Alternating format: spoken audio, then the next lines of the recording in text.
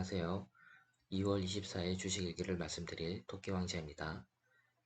어제까지는 제가 워드로 주식 일기를 작성해서 여러분들께 설명을 드리고 블로그에 포스팅하는 식으로 썼었는데 워드로 따로 작성하지 않고 오늘부터는 블로그에 모든 걸 다 적어 놓고 그거를 말씀드린 식으로 진행을 한번 해보겠습니다. 순서는 똑같이 진행을 할 겁니다. 오늘의 시황을 보게 되면 오늘은 3000이 깨졌습니다. 코스피가 75포인트 이상 하락을 해서 2994로 마감을 했고, 그래도 다행히 외국인들은 매수를 했습니다. 코스닥은 30포인트 하락해서 906으로 마감을 했습니다. 코스닥도 외국인이 매수를 했네요.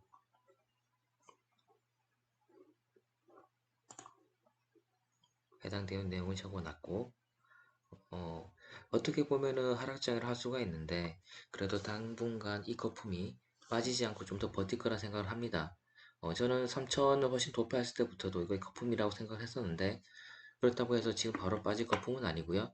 유동성이 바닥나기 전까지 한 반년 이상은 끌지 않을까라는 생각을 해봅니다. 그래서 일시적인 하락일 가능성이 더 크기 때문에 지금 패닉셀을 하는 것은 맞지 않을 것 같습니다. 오늘은 매매 내역을 말씀드리면 오늘 총 4개의 종목을 매매를 했는데 파크 시스템스를 12만 1000원에 바이낸스를 29,500 매수했다가 바로 후회를 하고 27,800원에 매도를 했습니다. 5.8% 손실을 받고 SF 반도체는 지켜보고 있다가 외인들이 매수를 하길래 8,990원에 들어갔고 인텍플러스는 25,150원에 들어갔습니다. 실제 계좌 캡처는 첨부를 했고 이 4개 종목 모두 외인들이 매수를 할 때 장중에 들어갔는데 조금 성급하게 샀다는 감은 있습니다. 4종목 모두 외인들이 매도로 돌아섰고 이 4종목뿐만 아니라 모든 종목들이 거의 대부분 다 장 초반에는 상승하면서 외국인들이 매수를 했다가 장 중반 이후에는 외국인들이 매도로 돌아서면서 하락하는 형태로 마감을 했습니다.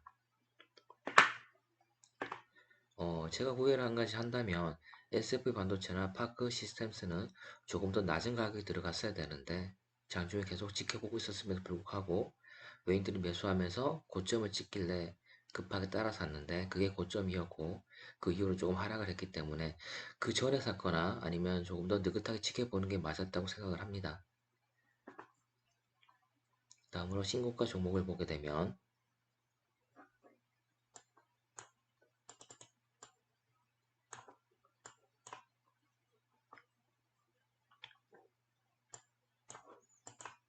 오늘 또 15% 이하로 상승한 종목들이 꽤 있었습니다. 그것들을 다 정리를 해뒀는데 10.63%가 상승한 한네트부터 보게 되면 한네트는 뉴스핌에서 적어놓은 것처럼 미 재무장관이 디지털 화폐를 언급함과 함께 테마주 형태였는지 같이 상승을 했습니다. 그런데 외국인들이 매도를 했네요. 차트를 보니까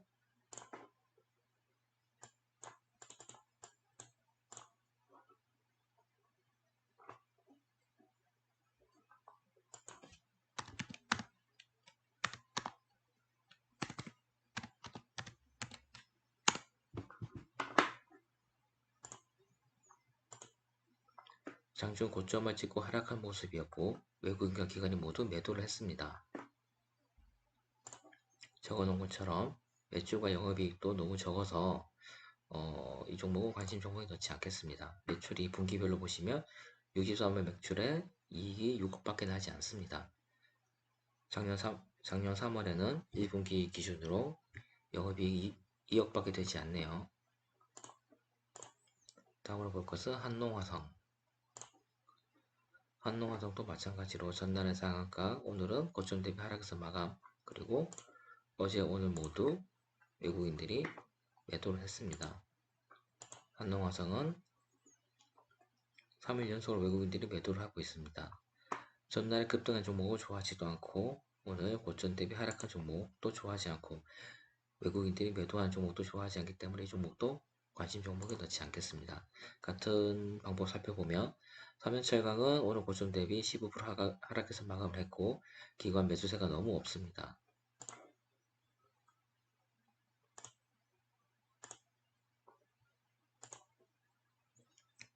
너무 저조하게 없기 때문에 이런 종목은 정상적인 종목이 아니라고 생각을 합니다.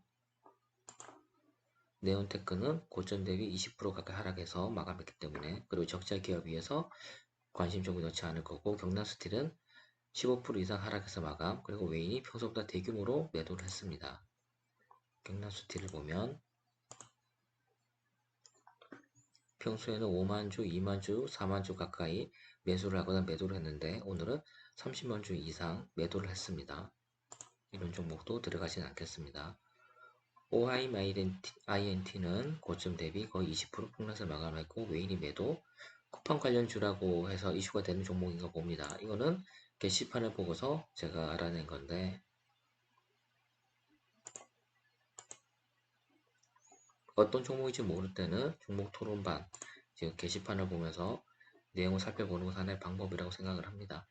모든 종목을 개별적으로 다 검색해 볼 수는 없으니까 게시판에 누군가 써놓은 게 있다면 시간 단축을 할 수 있으니 그런 것도 살펴보시면 좋을 것 같습니다. 롯데관광개발은 당연히 여행 관련주라서 코로나 이후에 매출이 너무 안 좋았습니다.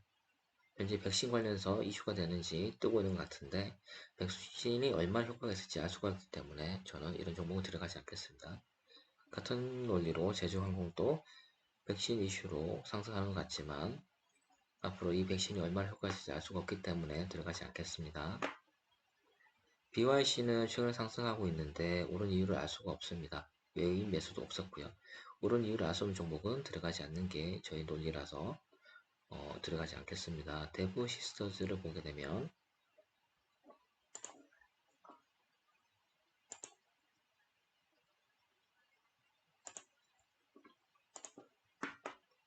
대부 시스터즈는 69,000원이 고점이었는데 거의 15% 이상 하락해서 마감을 했고, 운봉으로 마감을 했고, 외국인이 4일 연속, 기관은 3일 연속 매도를 하고 있습니다. 그리고 적자 기업이고요. 이런 종목도 당연히 들어가면 안 될 것 같습니다.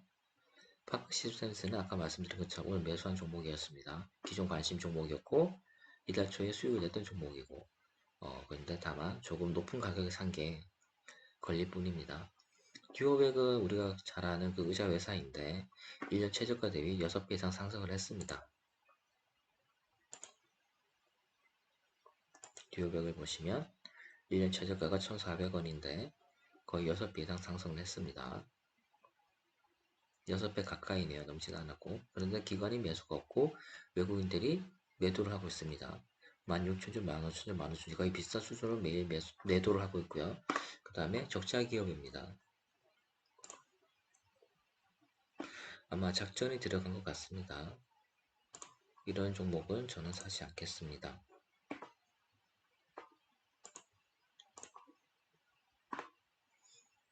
무림페이퍼를 보게 되면 오늘 유일하게 건진 종목이라고 할 수 있는데, 무림페이퍼는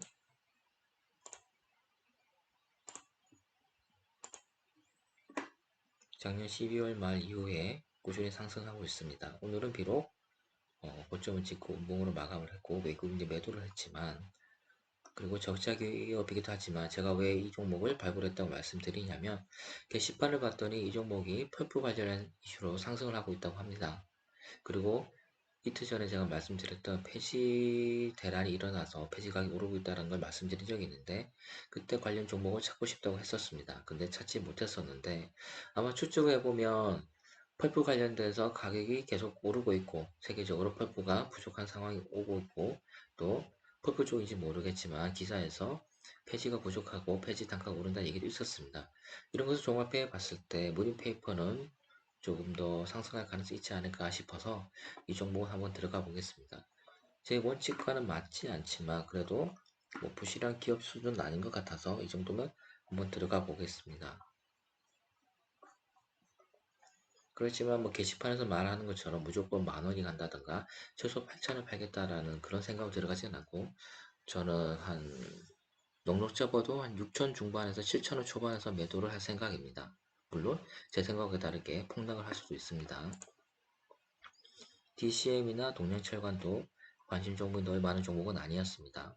오늘은 외국인 매수 상위 종목을 보게 되면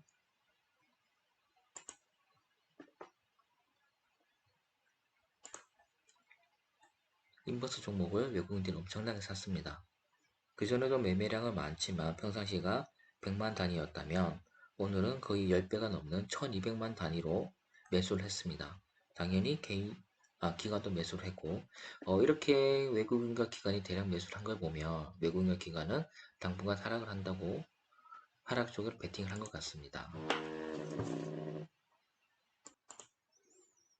방금 지인이 전화가 와서 잠깐 끊었는데 어디까지 말씀드렸는지 기억이 잘 안 나네요. 화면을 좀 바꾸다 보니까 지인과 방금 무슨 얘기를 했냐면 지인 얘기로는 이제 신한지주를 자기가 샀다고 하는데 샀던 이유가 어, 대출을 좀 쫄 것 같고 대출 이율을 올릴 것 같으니까 이익이 늘어나지 않겠냐 그래서 신한지주를 자기는 샀다라고 합니다. 사실 오늘 외국인 매수 종목을 보게 되면 신한지주도 있고 BNK 금융지주도 있고 하나금융지주도 있습니다. 금융 쪽이 외국인이 많이 들어왔길래 왜 들어왔나 생각을 했더니 지인이 생각했던 그런 이유 때문에 들어온 것 같습니다. 신한지주만 봐도 평상시에 10만조 가까이만 거래되던 게 오늘은 10배 이상 뛰어서 매수를 했습니다. 생각지 못했던 종목인데 신한지주도 내일 한번 조금 들어가 볼 생각입니다. 그 다음에 코스닥 외인 매수 종목을 보게 되면 파크 시스템스는 제가 오늘 매수를 했고 그 다음에 솔브레인은 기존 보유 종목입니다. 솔브레인은 조금 많이 올랐다가 상승을 좀 반납을 했는데 그래도 외국인이 꾸준히 매수를 해주는 모습입니다.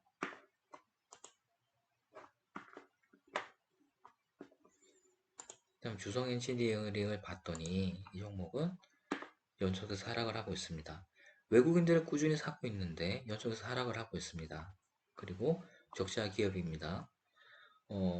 제 상식과는 좀 맞지 않게 흘러가고 있는데 이렇게 외국인들이 꾸준히 사더라도 연속해서 음봉이 나오고 적자 기업이라면 저는 들어가지 않겠습니다. 그 다음에 오늘의 보유 종목은 사진으로 대체를 하겠습니다. 더 네이처홀딩스부터 리노공업까지 가지고 있습니다. 리노공업이 오늘 좀 많이 빠졌습니다. 분명히 좋은 기업이긴 한데 하락을 했네요. 슈피겐 코리아도 오늘은 상승으로 시작을 했는데 하락으로 마감해서 손실이 더 커졌습니다. YN텍도 마찬가지고요. YN텍 같은 경우는 좀 더 빠진다면 추가 매수를 하겠습니다. 이런 종목은 손절 기준에 도달하더라도 이거는 손절하지 않고 물타기를 하겠습니다. KG케미칼도 마찬가지고요. 매매 타이밍이 온 종목은 외인 매수가 없지만 최근 계속 가격이 빠지고 있는 지누스. 지누스가 저는 9만원 중반에서 박스권 형성할 거라고 생각했었는데 그 가격을 깨고 9만 2천원까지 떨어졌습니다. 작년에는 8만원대에서 박스권 형성했으니 만약에 8만원대로 가준다면 외국인 매수가 들어오지 않더라도 조금은 들어가 봐도 괜찮을 것 같습니다. 그리고 어제 이어서 DB하이테크와 나스평가 정보도 관심 종목으로 보고 있습니다. 그리고 오늘의 경제 이슈는 특별한 게 없었고 오늘의 마감 잔고는 어제까지만 해도 플러스였는데 기초자산 대비해서 마이너스로 돌아섰습니다. 오늘 다른 분들도 타격을 보셨겠지만 저도 우량 성장주만 매수했음에도 불구하고 그리고 과거 수익도 몇 번 냈음에도 불구하고 그 수익을 다 반납하고 마이너스로 돌아섰습니다. 그래서 수익률도 조금 안 좋아져서 22종목을 매도로 했고 그 중에서 15종목을 수익, 7종목을 손실을 봤습니다.